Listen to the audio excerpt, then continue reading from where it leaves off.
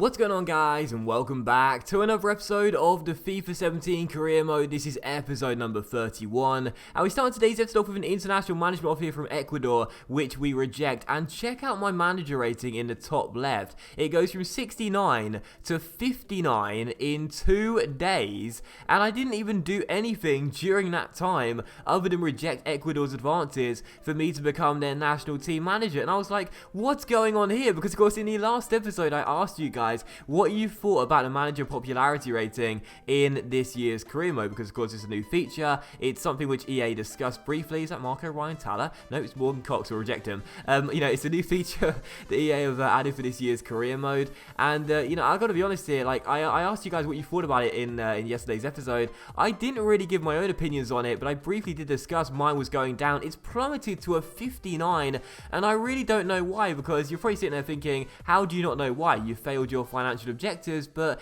in those 2 days it dropped by 10, and that's what surprised me. Why did it drop by 10 during those 2 days? I didn't do anything other than reject Ecuador. I can't imagine that's what set the board into crisis mode and started considering my future. Like I don't understand why it's dropped so heavily, and particularly by 10 ratings in the space of 2 days. Got absolutely no idea. But anyway, follow the scout report going to the first game of today's episode here, as we will take on West Bromwich Albion away at the Hawthorns. Of course, taking on one of my former career mode sides, West Bromwich Albion. Unfortunately, they will take the lead just 9 minutes in as well. Rondon opening the scoring and making it 1-0. He's always been a striker I've struggled against in career mode. He's just it just seems like such a great finisher of the ball, and every time he gets inside, he always seems to find the back of the net against me. He does here as well, received the ball inside, and once he took it around his Espinosa, he found the back of the net as well. So Rondon made it 1-0, and of course we were coming on the back of that good 1-0 win against PAOK in the Europa League in the last game in the last episode. But that was being played on Thursday night. This game came just a couple days afterwards,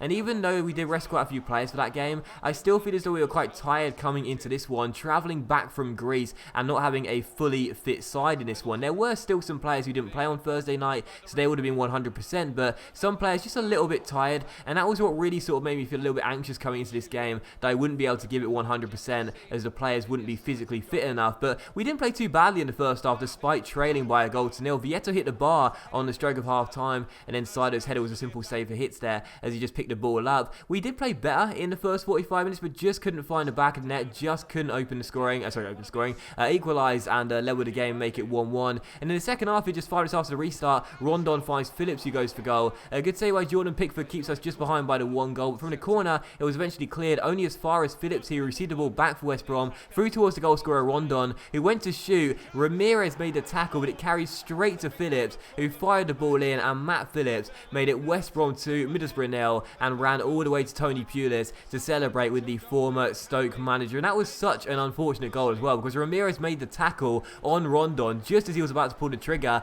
and the ball just went straight into the path of Matt Phillips there, who simply couldn't miss. And that was really bad luck. I mean, I know my defending this season has been quite poor, no doubt about that, but that was really, really bad luck. I made the tackle here, as you can see, with Gaston Ramirez tracking back here off of Rondon, and it came straight to Phillips, who simply couldn't miss, blasted in at the near post, and the former QPR man gives the Baggies a 2-goal cushion. So West Brom 2, Middlesbrough 0. They doubled their lead, but just past the hour mark, another chance for us to get back in the game. Menendez receives the ball out wide here, cuts past Nyom with a quick little piece of skill, no skill whatsoever actually, but goes for goal to shoot anyway, but Hits makes the save, and the Belgian left back Pocognoli gets the ball away. But check this out in the 68th minute, another chance for us fell here as we tried desperately to halve the deficit and get back in this game. Vieto finds Adamru, cuts inside with the fake shot, goes down, and the referee gives a penalty for this. And I've got to say, this season you've seen some debatable penalty decisions already, but this one is up there as one of the most questionable we've seen. He cuts inside with a fake shot, loses possession of the ball, then falls into the back of the number 18, not even looking at him, and the referee gives a spot kick. And I gotta say, listen, we may be getting a penalty, but I'm still sitting there thinking, I can't believe that was given. Neither could the number 18. I thought it was a terrible decision, but we had a chance to get ourselves back in the game from the spot, and we would as well. Saido Berahino against his former club would stand up and take it and score as well, and then show respect, because I tried to pick the ball up but could not do it. So Berahino shows the respect there against his former club, scoring the goal to get us back in the game though in the 69th minute, as the goalkeeper Hits was rooted to the spot as Saido pops the ball to the side of him and makes it 2-1. So West Brom 2, Middlesbrough 1, and we were handed a lifeline there from the referee, because in my opinion that was definitely not a penalty. But from that we tried to get ourselves back on level terms, because just a few minutes later, Berahino was through once again. He went through to shoot with a weaker left foot, but sadly put it off target as went wide the post and behind for a goal kick. But that was how the game would finish. That was the final chance. Final score at the Hawthorns, West Brom 2, Middlesbrough 1, and we do lose the game despite the referee trying to get us back in the game. So 2-1 the final score, and a very disappointing defeat that one, because I didn't think we played worse than our opponents at all. And in fact, I'll come out and say I thought we played a little bit better, had a few more attempts than West Brom, but just couldn't finish. And that's quite surprising as well, because this season, of course, it's been opposite to last year. Last year we could defend well but couldn't score. This year we can't defend at all but can score quite a few goals. So in this game, it was just so frustrating knowing we couldn't do either. You know, we couldn't defend and we couldn't score. So let in 2, only scored 1, and that's why, of course, we get 0 points and West Brom get all 3. So a frustrating game, that one, but we tried our best, but sadly just couldn't get any points whatsoever. But still, following that game, as you could see here, some more training for Henry Davis and Menendez. I briefly discussed Davis in the last episode, talked about why I'm training him right now. I think he's got a lot of potential. He's 64 overall, and I thought, you know what, we've been training him for quite some time now. Let's give him a pro deal and get him into the first team and see what he looks like, because even though we don't need defensive midfielders right now, we've got a lot of depth in that area. I still want to give him a pro deal and get him into the first team as soon as possible. He accepts his contract, and check out the stats as well on Henry Davis. 64 overall, 18 years old. Physical's quite balanced right now. I'd like his strength to go up a little bit,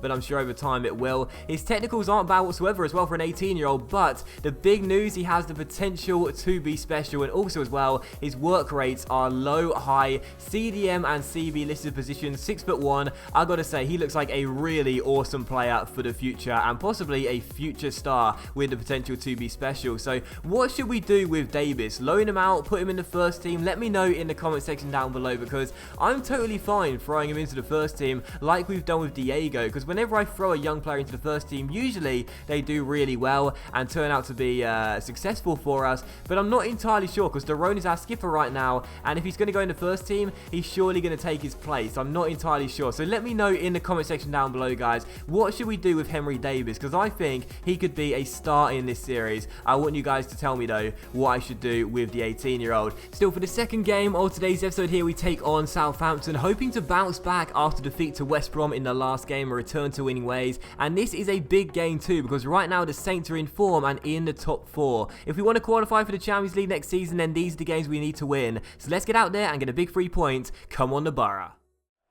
Well, I'm going to have absolutely nothing to show you in this first half, as things stand half an hour in, still no proper chances. But every time I say that, one happens straight afterwards. Classy's cross finds Shane Long at the far post, controls. DeCilio stands him up here, but he feeds it inside towards Ince, and it's a brilliant save by Jordan Pickford. And we get the danger clear right on cue. There was the first chance. Good save by the former Sunderland shot stopper though, and it is still 0-0.